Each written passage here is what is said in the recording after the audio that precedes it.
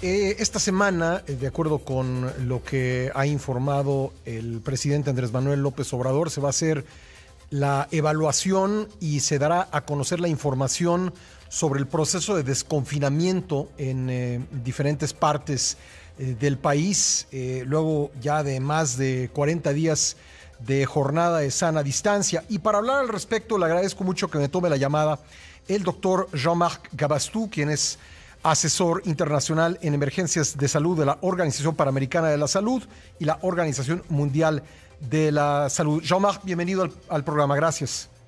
Muy buenos días, Pascal.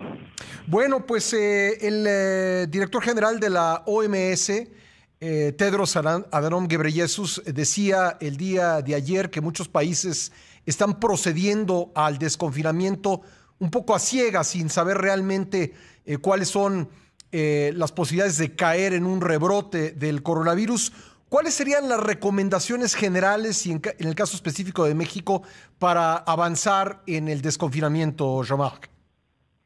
Efectivamente, y estamos observando con mucha atención lo que está sucediendo en Europa, algunos grandes países que de hecho estuvieron muy afectados, Italia, Francia, Alemania y España, entre otros, sin hablar todavía del Reino Unido, donde sigue aumentando los casos, las defunciones, inician un proceso de desconfinamiento gradual, departamento por departamento, provincia por provincia, región por región, y con la preocupación de que eso no desencadene una segunda oleada que podría ser más grande aún que la primera, por la razón siguiente: el confinamiento que se aplicó con mucha seriedad en esos países tiene el efecto colateral de que la gran mayoría, estamos hablando de 90-95% de la población, no estuvo en contacto con el virus y por lo tanto no está inmunizada y queda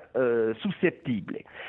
Lo que observamos en México es que todavía estamos en una fase ascendiente, entre otros en el Valle de México, con prácticamente 10,000 casos confirmados en la Ciudad de México, 6,000 en el Estado de México, y vemos que nuestro mapa se está pintando de rojo. En otras palabras, los estados también están en una fase ascendiente y aún no hemos llegado al punto de inflexión, ni siquiera en el Valle de México, para abrir los diques y que retornemos a nuestros lugares de trabajo. ¿Es pronto entonces hablar de desconfinamiento en estos momentos en México? Yo creo que está muy bien de hablar de desconfinamiento, de proceso de desconfinamiento, para preparar a la población, primero diciéndole: mire, eso no va a ser eterno y vamos a salir adelante. Y dos, preparar a la gente, a la población, sobre las medidas que va a acompañar este proceso nuevamente y ojalá gradual de desconfinamiento. Por lo tanto, eso significa que hay dos lemas que vamos a tener que mantener sí o sí, que es el lavado o la higiene de mano y mantener una distancia sana. El hecho de desconfinar y eventualmente retornar a su ambiente de trabajo, aún sea en la calle, sabemos que tenemos muchos comercios informales en este país, en esta ciudad, se debe mantener las medidas esenciales para evitar la transmisión del virus de persona a persona. ¿Es necesario aplicar pruebas para saber ante qué panorama se está antes de pensar en el desconfinamiento?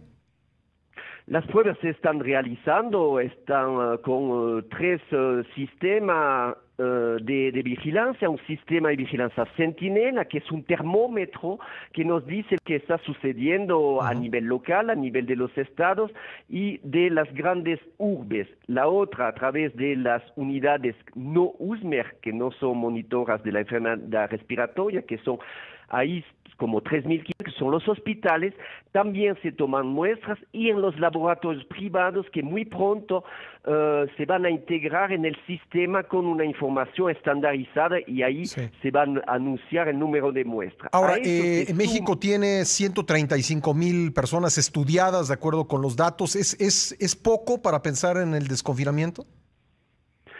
No hay una relación directa entre el número de casos y el desconfinamiento. Lo que tiene que medir son las tendencias. Entonces, si estamos todavía en aumento de casos, si se están aumentando los casos graves, si están aumentando el número de ocupación de las camas, si se están aumentando los números de defunciones, obviamente estos 4 o 5 indicadores, incluso la tasa de positividad entre el número de muestra tomada y el número de positivos, no van en la dirección de un desconfinamiento pronto.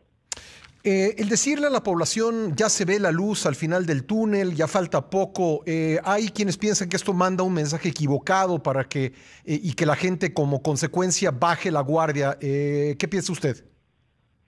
Estamos de estas personas o de esta organización que pensamos que tenemos que estar muy cautelosos porque el mensaje equivocado de que ya se acabó, que estamos librados de esta plaga, podría efectivamente inducir comportamientos inadecuados, insistir sobre el hecho de mantener la sana distancia y la higiene básica de las manos.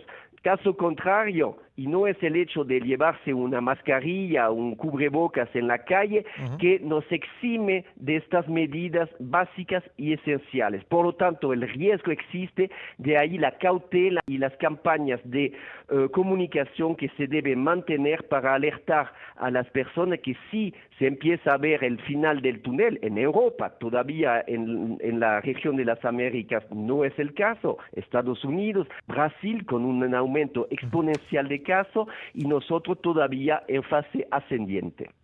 Pues Jean-Marc, le agradezco mucho que haya estado con nosotros el día de hoy.